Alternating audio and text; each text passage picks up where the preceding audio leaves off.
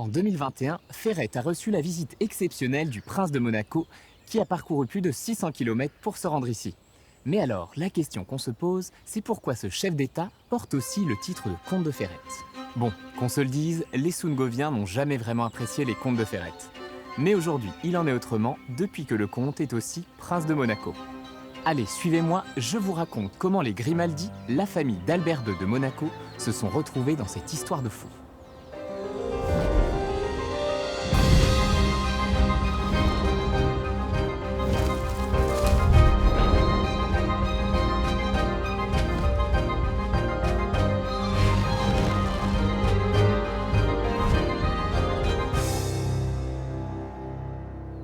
Si vous aimez l'amour politique, vous n'allez pas être déçus. Pendant très longtemps, les seigneurs des lieux étaient les comtes de Ferrette. Et des comtes, il y en a eu des tas, car le titre se transmettait de père en fils, de génération en génération. Mais arrivé au XIVe siècle, ça coince, car le 7e comte de Ferrette, Ulrich III, a 2 filles mais pas de garçons. Du coup, il fallait trouver une combine pour que le titre soit transmis. Ulrich III parvient alors à négocier pour que le titre passe à sa fille aînée Jeanne en la promettant en mariage à Albert, un héritier des Habsbourg. Et à cette époque, la dynastie des Habsbourg était très puissante car elle possédait des petites parties de l'Allemagne, de la Suisse, de l'Alsace, mais surtout toute l'Autriche.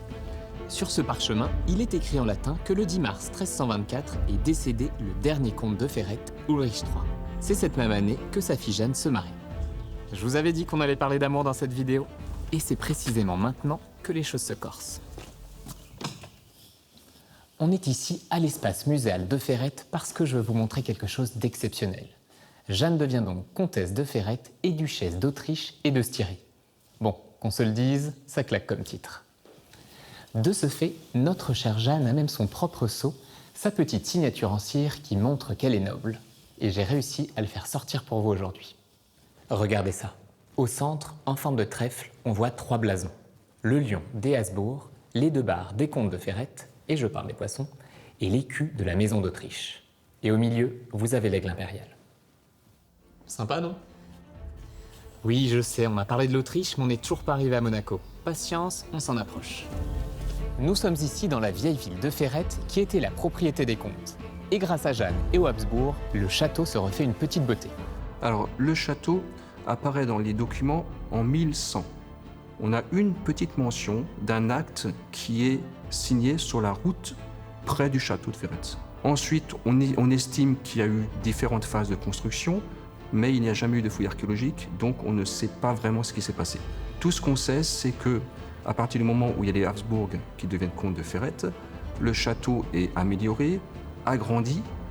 Il se trouve qu'il y a une pierre sculptée datée de 1488 sur une maison en contrebas du château, et on pense que cette pierre sculptée a été prélevée dans le château et réutilisée pour construire la maison. Donc on voit écrit du côté gauche Anno Domini, l'année du Seigneur, et après on voit 4 chiffres. Donc on sait bien que c'est une pierre qui date de 1488. Vu que la maison tout autour ne semble pas du tout une maison du XVe siècle, on pense que c'est une réutilisation d'une pierre du château. Comme vous le voyez, le château est en ruine aujourd'hui. Et ça, c'est dû à un événement bien spécifique. Au moment de la guerre de 30 ans, les troupes suédoises investissent le comté de Ferrette et prennent possession du château. Les paysans sungoviens se révoltent suite aux impôts qu'ils doivent payer aux Suédois. Ils attaquent le château et tuent le gouverneur suédois. Et finalement, ce sont les Français qui prennent possession du château. Donc en 1648, avec le traité de Westphalie, l'Alsace devient française, c'est-à-dire en fait le comté de Ferrette devient français. Le roi de France, Louis XIV, devient le propriétaire du château, mais la politique du roi de France n'est pas d'avoir des forteresses dans son domaine, mais plutôt aux frontières. Donc il ne va pas du tout le renforcer, au contraire, il va laisser la partie supérieure du château en ruine et conserver la partie inférieure, mais plutôt comme logement ou même comme prison. Mais en fait, c'est celui qui dirige la politique de la France, ce n'est pas Louis XIV, c'est son Premier ministre Mazarin. Et Mazarin arrive à manœuvrer pour devenir officiellement le nouveau comte de Ferrette. Et donc il récupère le comté et bien sûr le château. Bon, et il est où notre prince de Monaco dans tout ça? Nouvelle romance, acte 2. Eh bien, juste avant la Révolution, la dernière héritière des Mazarins, qui ont le titre de comte de Ferrette, épouse l'héritier des Grimaldi, prince de Monaco. Et ben voilà, on y est enfin. C'est donc comme ça que le titre de Ferrette est passé aux Grimaldi.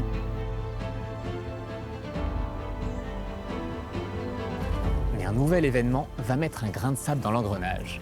Et oui, Régnier III, l'un des princes de Monaco, est reconnu comme enfant illégitime. Et ça, forcément, ça fait perdre le titre de comte de Ferrette. Mais alors, pourquoi on continue de dire que le prince de Monaco est aussi le comte de Ferrette? Eh bien tout simplement parce que les Grimaldi ont à cœur de conserver des liens avec les seigneuries qui avaient été dirigées par leurs ancêtres. Plusieurs années avant la Révolution, les Sungoviens étaient déjà en conflit avec les comtes de Ferrette, c'est-à-dire donc les ducs de Mazarin.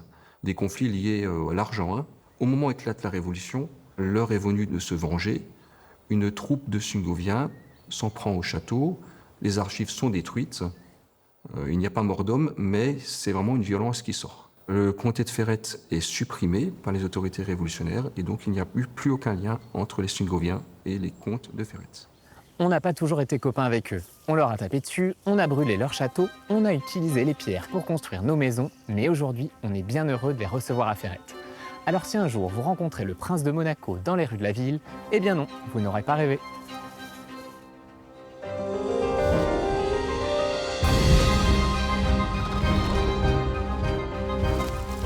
Si cet épisode de la série Chronique du Sungo vous a plu, n'hésitez pas à le partager à vos amis de la région, de Monaco et même au-delà des frontières. Et si vous êtes curieux d'histoires locales et d'anecdotes étonnantes, allez faire un tour sur notre chaîne YouTube, j'ai plein d'autres histoires comme celle-ci à vous raconter. À bientôt!